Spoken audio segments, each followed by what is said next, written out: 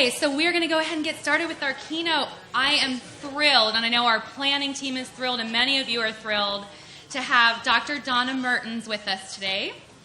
Donna Mertens is a retired professor who taught research and evaluation at, I want to say Gallaudet, is that right? Okay, I got it right. Gallaudet University for 31 years. She's past president of the American Evaluation Association, and she also served as the editor for the Journal for Mixed Methods Research for 5 years. She conducts and consults on evaluations in many countries, including Nepal and India and Kazakhstan and Korea, Sri Lanka, Australia, Egypt, to name just a few. The primary focus of her work is transformative mixed methods inquiry in diverse communities that prioritizes ethical implications of research and evaluation in support of human rights and social justice. I get chills just reading this bio, so I'm so excited to have Dr. Mertens with us today. Without further ado, Dr. Mertens.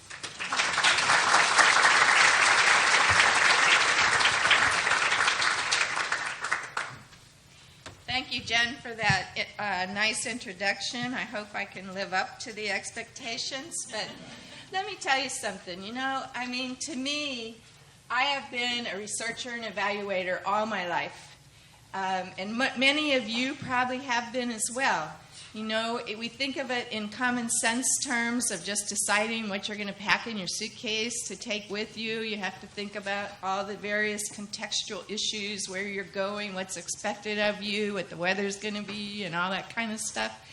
And my realization that I was an evaluator was when I moved to the state of Kentucky from Washington State. In Washington State, I never saw anyone who didn't look like me. And when I moved to Kentucky, it was in my face that there are people of color in this community, and they're living in different contexts than I am.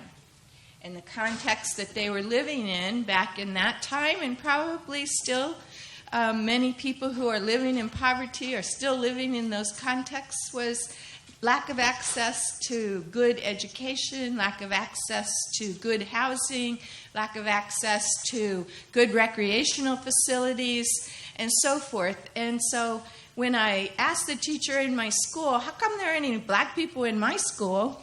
She patted me on the head and she said, "Oh, honey, they just prefer to be with their own kind."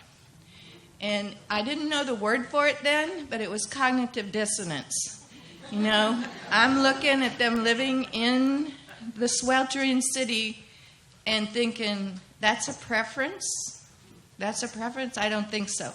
And so it was during the Civil Rights era, and I began an investigation into whether or not the Civil Rights movement was having any effect.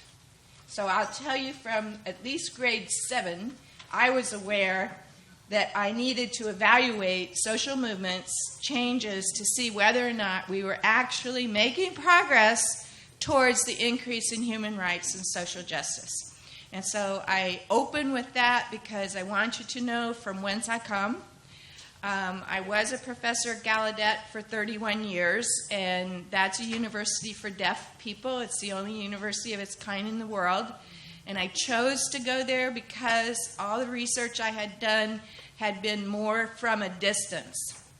And, looking at women in the workforce, people with disabilities, high school dropouts, and so forth. But a lot of times actually even using major national surveys to do, fancy regression analyses and stuff, but not having that connection to the people that I was working with or for.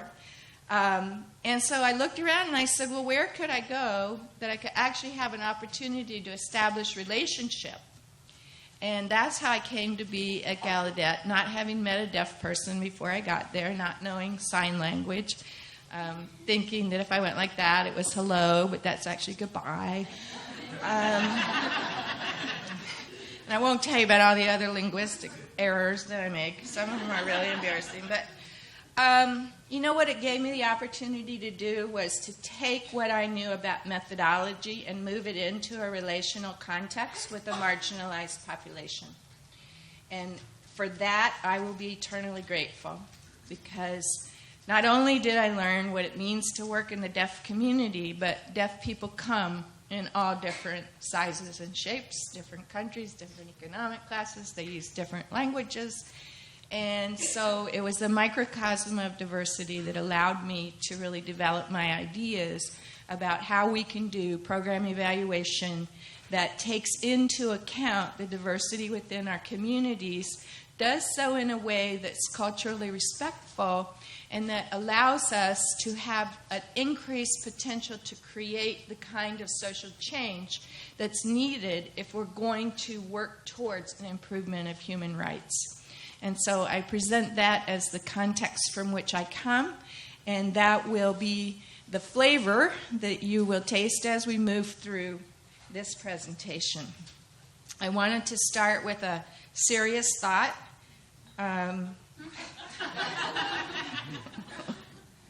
Let me know when you can look at me again without being reminded of the sins of my gender. I found this in the Washington Post just last week. I was like, oh my gosh, that's so perfect. It encapsulates the tension that you work in, that you're trying to prevent rape. It's a sensitive topic. It's something that needs to be handled with the utmost respect for all the people who are involved, and it can raise a defensive posture if it's not handled in appropriate ways.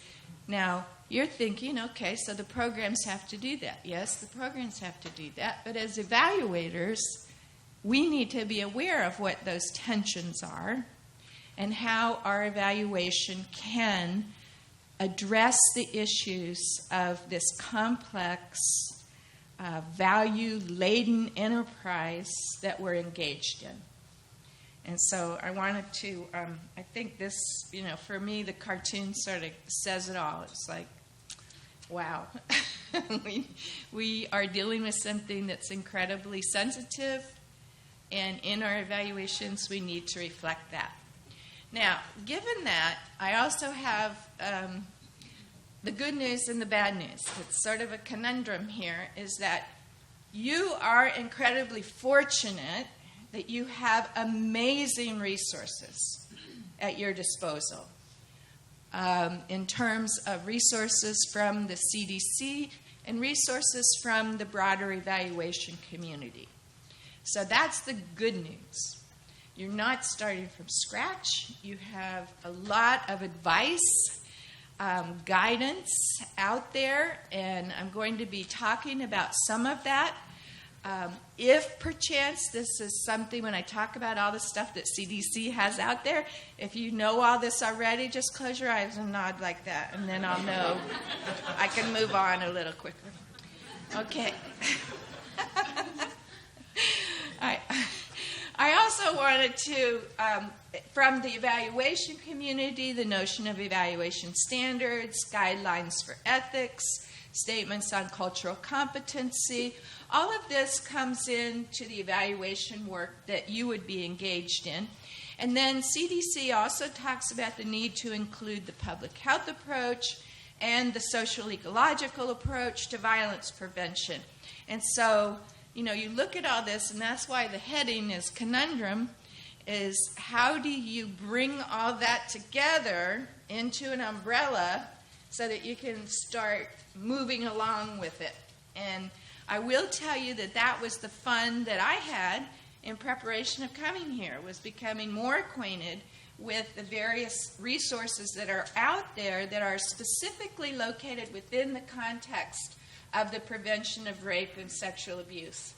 I'm very well versed in what the American Evaluation Association has in terms of their resources, because for the most part I've contributed to all of the development of all of those. But I wanted to bring together this, and I was like, okay, so how do you do that? How do you get these ideas under an umbrella that incorporates human rights and the prevention of sexual violence? Well, the answer is simple. No, it's not.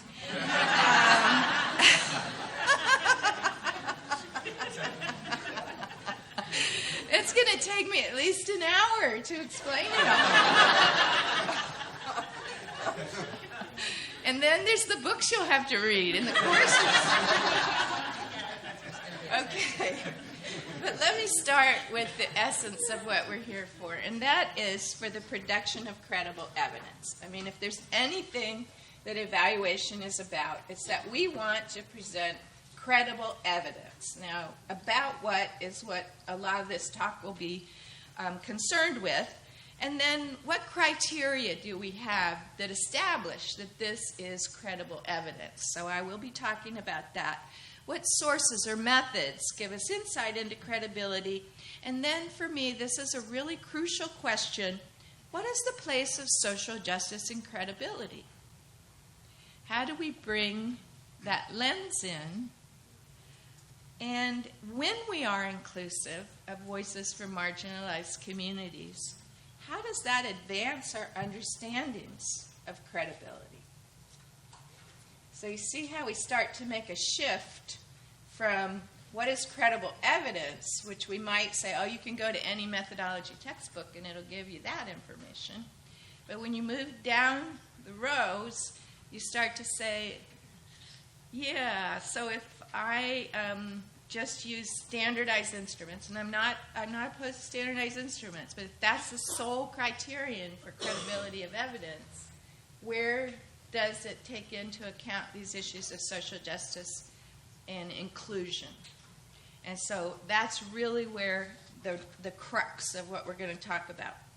All right, so I wanted to bring in some of what CDC has already prepared in terms of guidance, in terms of methodology. And in 2009, there was steps for impact evaluation that started with clarify your program goals and objectives, plan the evaluation design, choose the measurement tools, collect your data, analyze and interpret your data. Not a bad set of 5 steps. I'm just wondering if anything comes to mind for you that might be problematic in terms of starting with clarify your program goals and objectives. Just think about it, and we'll look at what CDC did a little bit later that added a little bit more nuance to those 5 steps.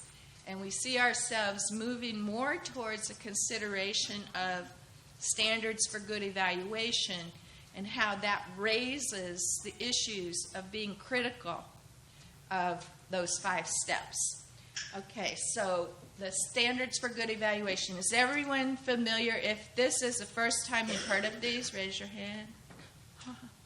Okay, if you have some vague familiarity with it, raise your hand. If you wrote them, raise your hand.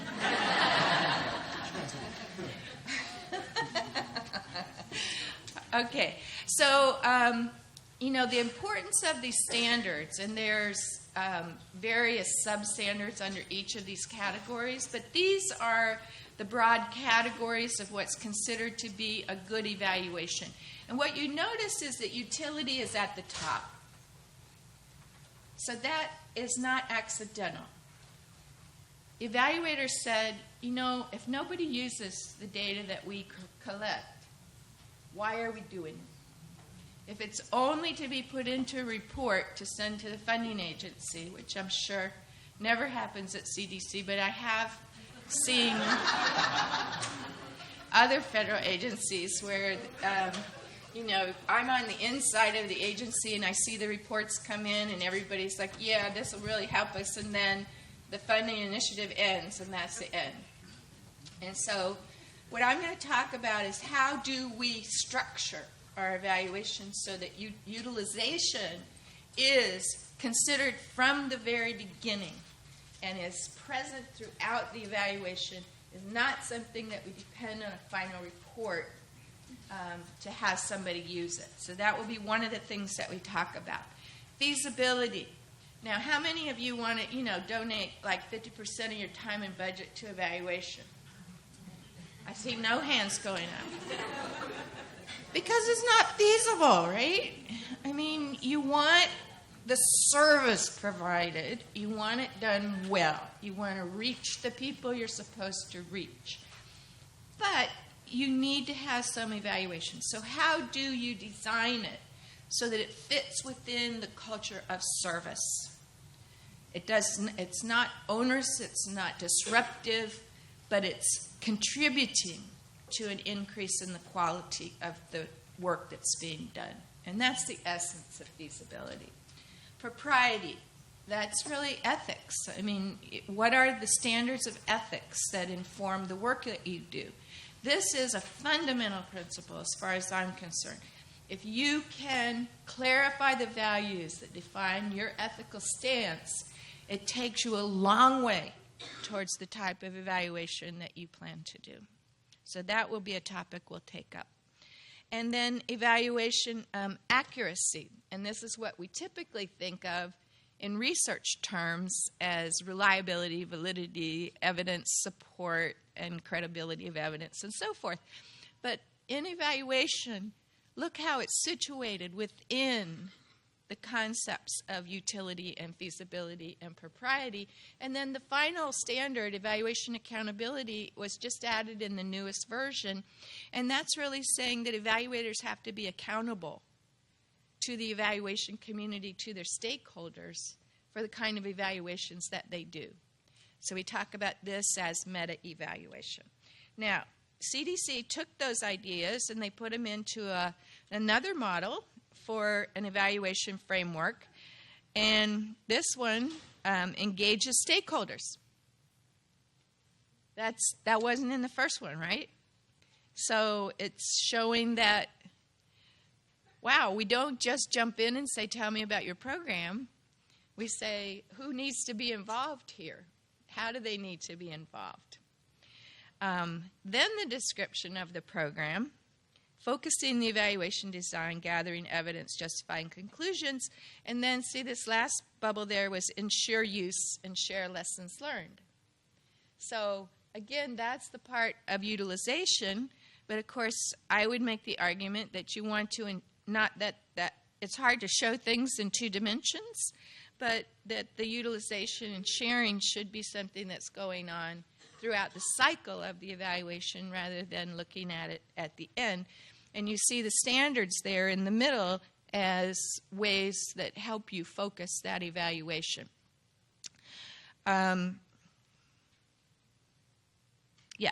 They had another model that I didn't bother to put the second model in because instead of the standards in the middle, there was cultural competency put in the middle. And so we're going to talk about that a little bit. And this is work that came from the American Evaluation, a statement on cultural competency. And what it does is say that evaluators have an ethical responsibility to present themselves in a culturally competent manner.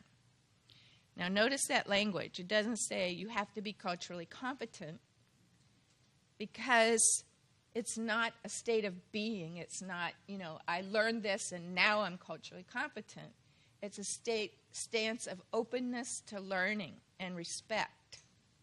And it's an ongoing process where you are critically reflective of the practice that you're doing and you're engaging with stakeholders all along the way to make sure that you're not misrepresenting what's going on or overlooking some important aspects.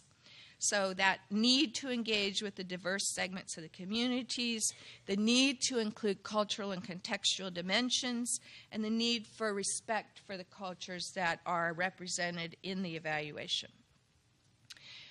Just touching on the evaluation guidelines for ethics, these are the main categories, and what you see is that evaluators ethically are asked to do data-based inquiries.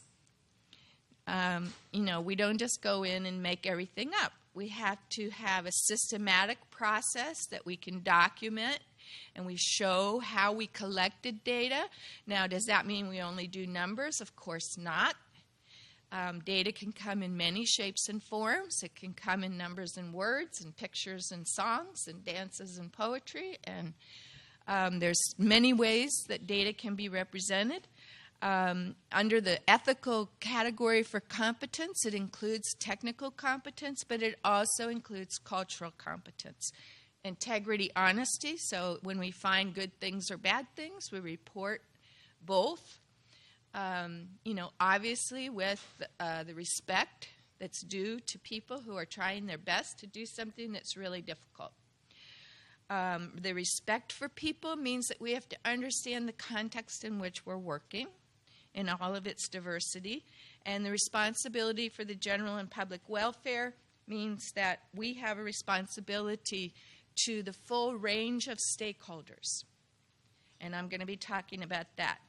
Okay, now, I won't dwell on the CDC social ecological model because I'm afraid I'll see everybody going like that, because you probably know that you're directed to work at various levels to look at the effects on individuals, on relationships, on community, and on society. And I will tell you that when you see the video of this, you'll see the slides as well. So we've been through the process that I went through trying to come to the point to talk to you about the meaning of doing evaluation within a complex cultural context on a sensitive topic. And my proposal to you that a way of thinking about these concepts is to put them in the framework of a paradigm. And a paradigm is a worldview, a set of values, your philosophical assumptions that undergird the decisions that you make. And when I talk about a paradigm, I'm talking about at least 4 sets of philosophical assumptions, one related to ethics, and that's called axiology, one related to reality, and that's ontology, one related to epistemology, the nature of knowledge and how you relate, and I'll change the wording a little bit, to the evaluator and the stakeholders, and one related to methodology. My argument is that if you are clear about your ethical values, what you consider to be ethical in the work that you do, that it will lead you to your understanding of the nature of reality and knowledge and methodology.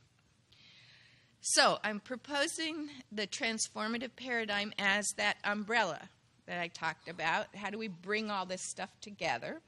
And in talking about the transformative paradigm, what you see are the 4 philosophical assumptions, beginning with axiology, and saying, what is our responsibility ethically? How do we define our responsibility ethically as evaluators? Respect for cultural norms, support for human rights and social justice, and reciprocity.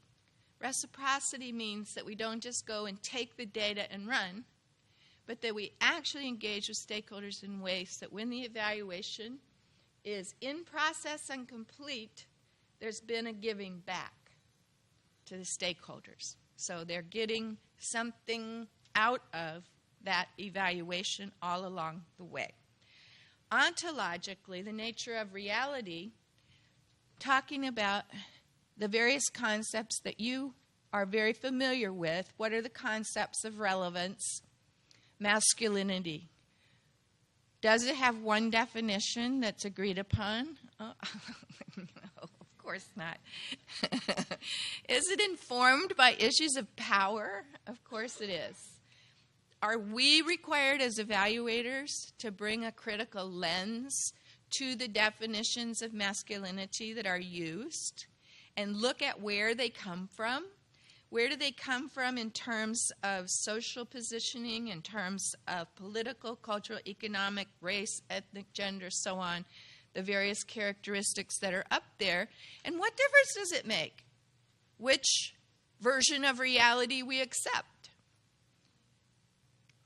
My argument under the transformative paradigm is that there are some versions of reality that sustain an oppressive status quo, and that we as evaluators need to challenge those versions, and that there are some versions of reality that help us move forward towards our ethical principles of human rights and social justice. And so part of our responsibility is to bring to visibility what those versions of reality are. Epistemologically, how do we relate to the people in our study? We have to explicitly address issues of power. We have to have an interactive link in order to really come. Look at that respect for cultural norms. You can't have respect for cultural norms if you don't know what's going on. So you need that interactive link. You need to understand that knowledge is locally, socially, and historically located. Meaning, if you come from a certain cultural group, a certain economic group, a certain country, or whatever, you're going to have a set of knowledge that's informed by that background. And if you come from another group, you might have a different kind of knowledge that you value. And so how do we make those visible? How do we bring those out? And then methodologically, my proposal to you is that it doesn't absolutely require mixed methods, but in my experience, I've never been able to do an evaluation that I didn't use mixed methods. Because I need those dialogical moments at the beginning to engage with stakeholders. And I don't just call them meetings. I call them dialogical moments of a collection of qualitative data. Because that I need in order to really understand what's going on before I proceed, or throughout the process. Okay, now, putting the public health approach in and trying to align that with rape prevention education, we see from the CDC the define the problem, identify risk and protective factors, develop prevention strategies, test them, and ensure widespread adoption. So I put a little lens of evaluation on this public health approach, define the problem really in building relationships, in identifying risk and protective factors, doing a contextual analysis. What are the risks and protective factors? Developing prevention strategies, doing pilot testing, test prevention, pre-test, process, post-test, ensure widespread adoption, quantitative, qualitative, longitudinal, individual relationship, community, society. So looking at all those levels. Now, let's go back to the axiological assumption and look at what that means methodologically. Okay? So we said we're going to identify and respect cultural norms that support human rights and social justice. That means we have to identify those and challenge those cultural norms that support an oppressive system. Reciprocity, we have to give back as we do the evaluation. Resilience means that we recognize and we validate the knowledge, expertise, and strengths in the communities. So it's not a deficit model. It's saying what are the assets within this community that we need to be sure are brought to visibility and are engaged with. Sustainability, how can we do our evaluations so that they facilitate conditions so the actions can continue to enhance social justice and human rights? And recognition of limitations. I'm the evaluator. I can't do everything. I know I like to be a person who, likes to exercise my power and be in control, but I know my limitations. I'm not the program person. I'm not the funder. I don't make those decisions. And I can't guarantee people that my evaluation is going to have the kind of effect that I really want it to.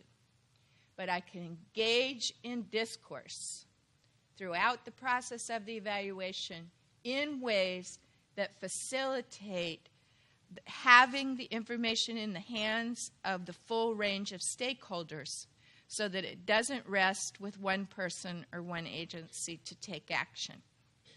Okay, so we've talked about the cultural competency statement, and I think what I'll do is go on. We know from our cultural competency lens that evaluations reflect culture. They cannot be culture-free.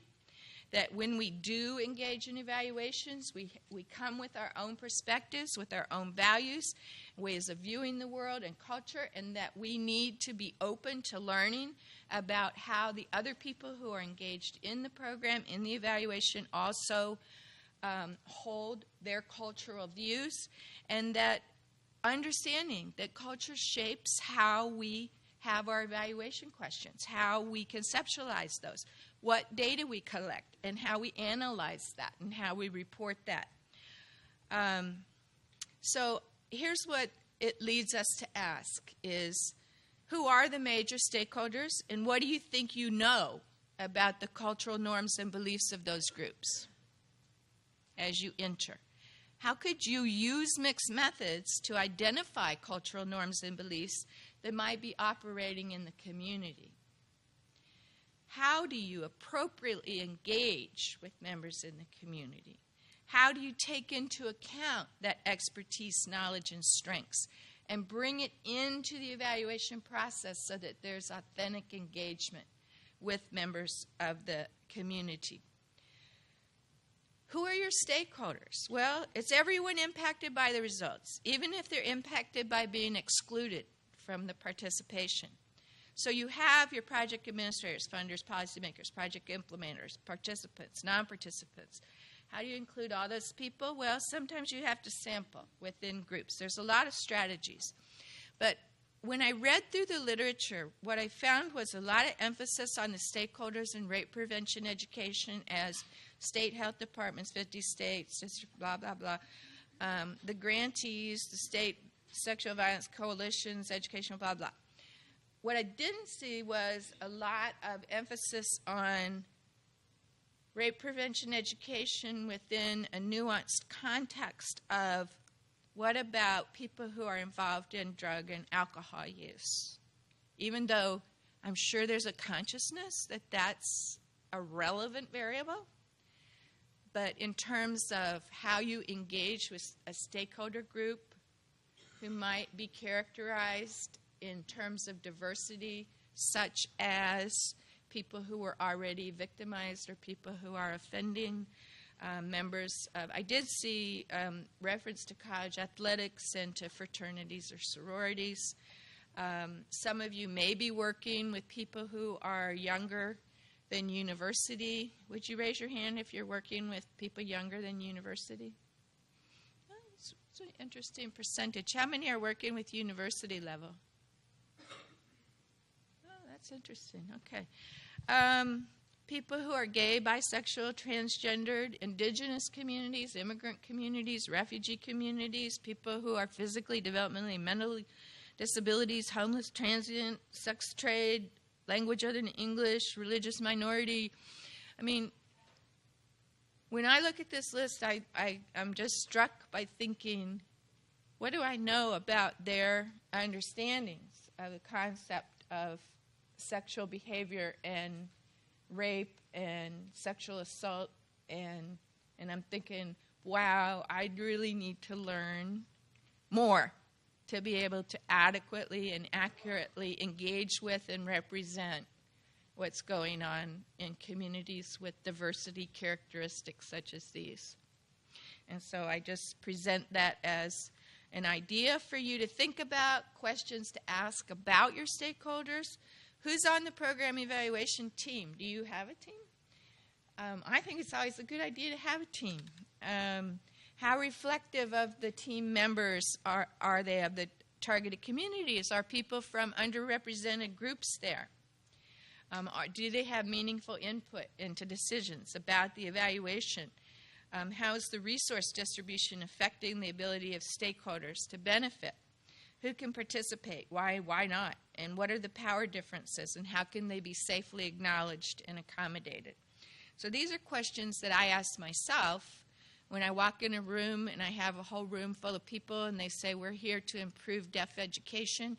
And I look around and I see there's no deaf people there. I say, where are the deaf people as the evaluators? Just a question. And then the project director says, oh, we have to work with the willing. And so my job is to challenge that version of reality, that we have to do the extra work it takes to bring people in respectfully, even if it gets us out of our comfort zone. So what do? Establish consultative advisory groups, have key representatives from different groups, have different roles within the evaluation that people can play.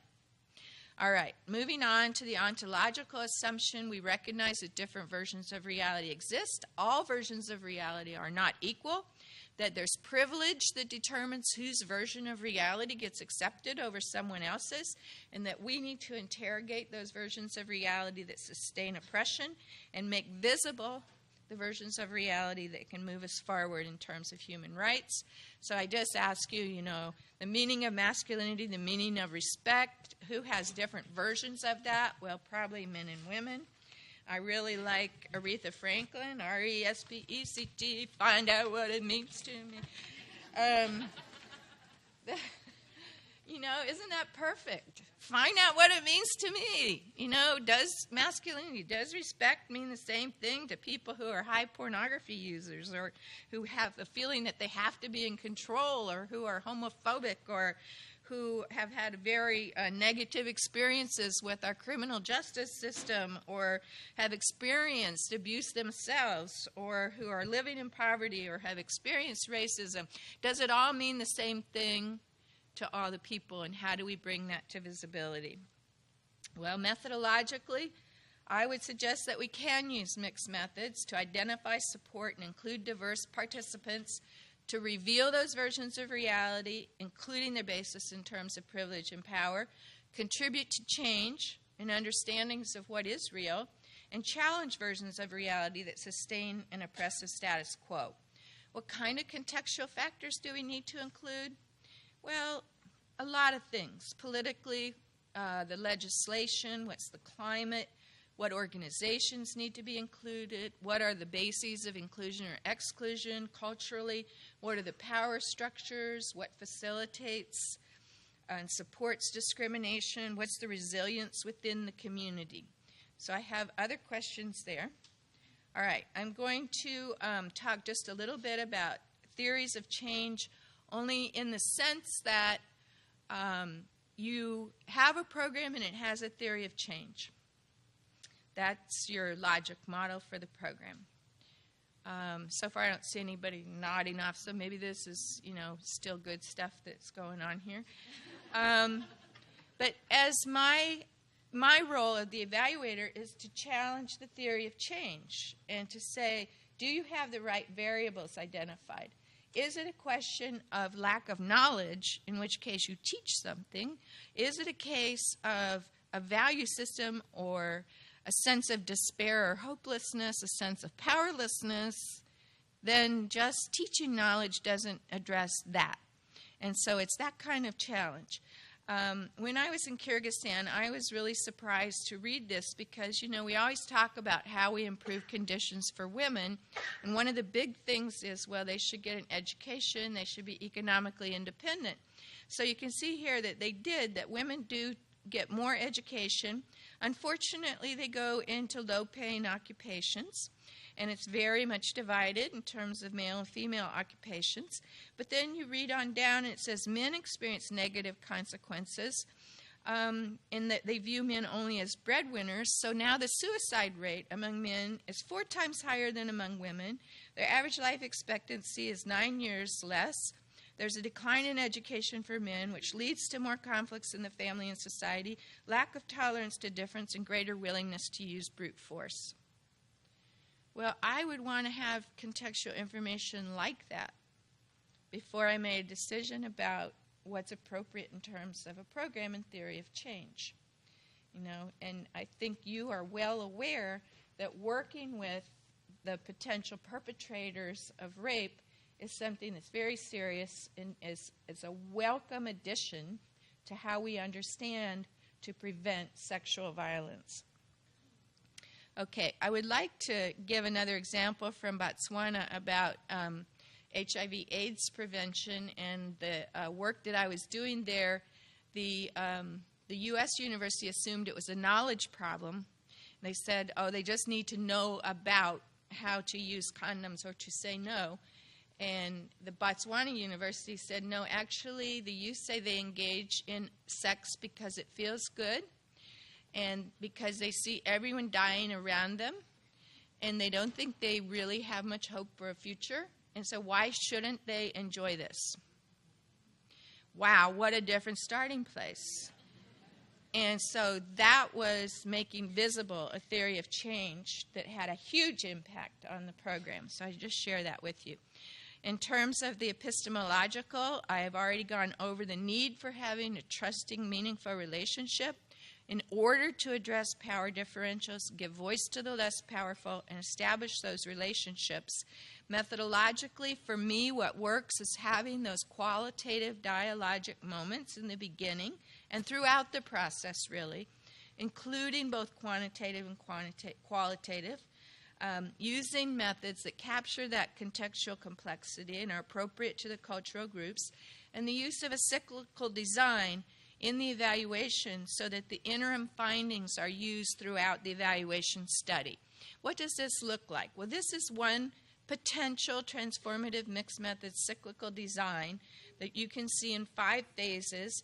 Begins with the qualitative identification of stakeholders, building relationships, analyzing documents, quantitatively identifying available demographic and incidence data, moving from that to phase 2 with qualitative interviews, focus groups, maybe town meetings.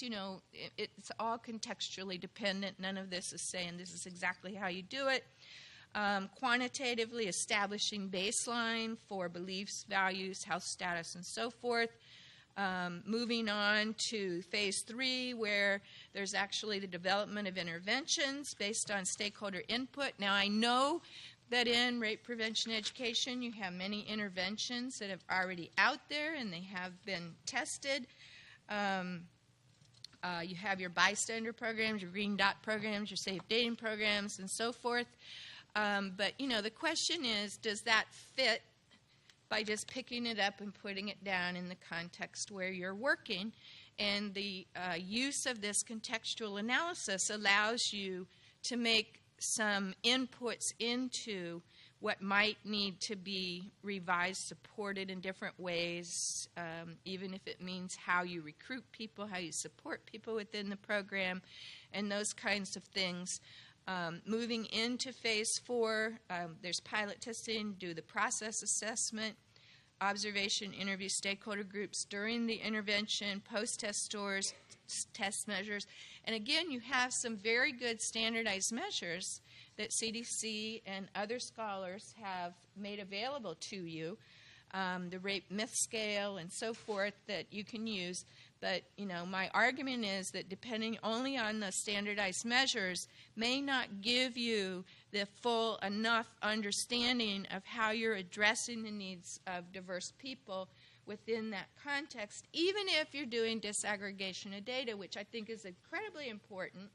But it's also important to know what those concepts mean to the people and how they're interpreting those concepts. And so that's why this call for mixed methods and engagement also with policy and planners, so forth, with the evaluation so that you do have the opportunity to inform that. So we ask ourselves, how can we engage with the full range of participants to gather qualitative, and quantitative data? What types of data collection strategies can we use to ensure that we are being responsive to the diverse participants, including language and culture? How appropriate are existing instruments in that context? And how do we design our methodology so that it does support that pursuit of social justice and human rights? So when we talk about credible evidence, we can say, well, whose definition of credible evidence? Credible to whom? Are the language and the content and the design culturally sensitive? Have the instruments been validated for the intended audiences? How do we take into account verbal and nonverbal communication? If we're training people to do data collection, we need to be aware of not just the technical procedures, but the cultural factors as well. Eliciting potentially different perspectives on rape prevention through my data collection so that I'm not coming out with the average or the homogeneous data that says, this is the average, it's what, we're going to represent as reality, but where's the diversity within that? And how do I keep stakeholders informed about confidentiality and the use of the information? Now, I'd like to talk more about utilization, but I know that my time is getting short. And so I'm going to talk a little bit about reporting formats, just because early on I said, let's not just think about only the report at the end, but let's try to be creative in the way we think about our reporting, that we can bring data to focus groups to have people talk about how they would interpret that data. We can do individual interviews. Depending on the population, we can do visual presentations. I have a colleague who works with the First Nations people in Canada, and they're not particularly comfortable with a lot of verbal expression, but if you ask them to draw pictures about the meaning of an intervention in their community, they can do that. And you get really rich data by doing that. Having photos and videos, slideshows, things that you can put up on the web. Ethnodrama, this is a strategy that I will be honest with you, the first time I heard about it, I was like, oh my God, that's not... How does that fit in the methodology? But I've seen it and I've used it, and it's powerful when you take your evaluation data and you use it as a presentation through dramatic use of the words from your participants, and it generates discussion and it can generate action. And so I've seen that happen, and so now I'm a big promoter of that. Okay, so the inclusion of people in the preparation and dissemination of findings, inclusion of community members, how you anticipate challenges in that process, how you deal with power differences, how you think about ownership of the data, and what aspects of the transformative paradigm would be useful to think about. So why bother? I mean, here you've been sitting here and it's, 8:30 for you. From the East Coast, I know it's like, 10:30, 11:30. So it's not as hard on you, but, you came, and I suspect it's not just for the raffle. But this really comes down to the validity. Remember, we started with credibility of evidence. What makes it credible? Well, we have to accurately and respectfully reflect life experiences and perspectives. We have to establish those relationships so that we can support trustworthy communication. We have to draw on culturally relevant and sometimes very culturally specific theory in the design and interpretation, and select and implement options and measurement strategies that are compatible with the cultural context, and consider intended and unintended consequences in the assessment of the work. And so for me, all this comes down to credible evidence. How do we improve the credibility of our evidence through greater attention to the axiological assumption that we're here to promote human rights and to further social justice, and to do so in an incredibly difficult, complex cultural context. And so we do have rigor that defines transformative evaluation. We assess ourselves. Did we emphasize the human rights? Did we analyze those asymmetric power relationships?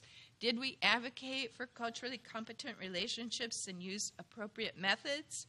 Did we apply appropriate theories, feminist theory, cultural race theory, post-colonial, indigenous theory, whatever's appropriate in the context that we're working? And so my conclusion is that as an evaluator, it takes courage to stand up and ask these difficult questions. If I come in and I say I have the design, it's a pre-test, post-test, randomized control group using standardized instruments, you might get a little pushback, but it doesn't take as much courage as saying, can we critically look at who's involved here and how they're involved, and whether or not they're being represented accurately, and do we need to make adjustments? Not just in the evaluation, but also in the program. And again, I recognize my limitation. I don't tell the program people what to do. I provide them with evidence. They make decisions. So keep your courage up there.